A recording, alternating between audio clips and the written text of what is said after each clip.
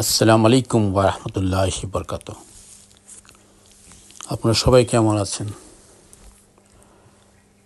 জানি সবাই ভালো আছেন এবং ভালো থাকবেন এই দোয়াই করি। আমিও আছি ভালো আলহামদুলিল্লাহ, আপনাদের দোয়া। তারপর আজকে চলে আসলাম আমার গার্ডেনে একটা শসা গাছ দেখানোর উদ্দেশ্যে। কারণ আমি এমন দেখি নাই, প্রথম দেখেন শসা গাছটা কেমন চিকন পাতলা। গাছ তো এমন হয় না, গাছে সাধারণত গোল।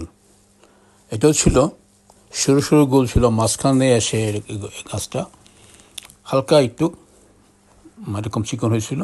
তারপর আস্তে আস্তে এখন যতই বড় হইতেছে ততই মোটা হইতেছে আর কি। আর প্রচুর পরিমাণ প্রত্যেকটি ড্যামে ড্যামে অনেকগুলি শসা দিচ্ছে। জানি না কত বড় হবে, কারণ এগুলো হল্যান্ডের শসা, খুব মজার শসা। আমাদের দেশের যে ক্ষীরা আছে, কচি ক্ষীরাগুলি, মানে একেবারে অল্প বয়সের যে ক্ষীরাগুলি আর কি, সেরকম ক্ষীরার মতো আর কি, একদম কসকস করে, খুব ভালো এবং খুবই টেস্টি আর কি। তো এই গাছটা যখন আমার হলো, আমার একটা বোন আছে এখানে থাকে, চাচাতো বোন। সে দেখে বললো, ভাই এই গাছটা তো আমার এমন একটা হয়েছিল, তখন আমি কেটে দিয়েছিলাম গাছটা। তারপর কিছুদিন পর গাছটা ফল টল দিয়েছিল, তারপর মরে যায় আর কি।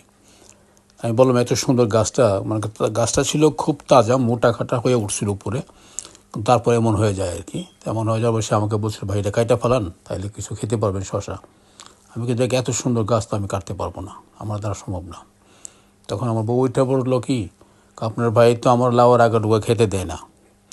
সেপ্টেম্বরে বলে, যখন দেখা যায় কোনো গাছে লাউ আসবে না, তখন বলে এখনও তুমি আগাডুগা খেতে পারো। তা আপনার ভাই গাছটা কখনো কাটবে, কীভাবে কাটবে এখন বলেন? কখনো কাটবে না।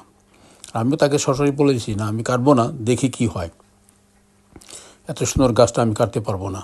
যদি মরে যায় সেটা হলো ভিন্ন জিনিস, আর যদি বেঁচে থাকে কি হয় সেটা আমি দেখব।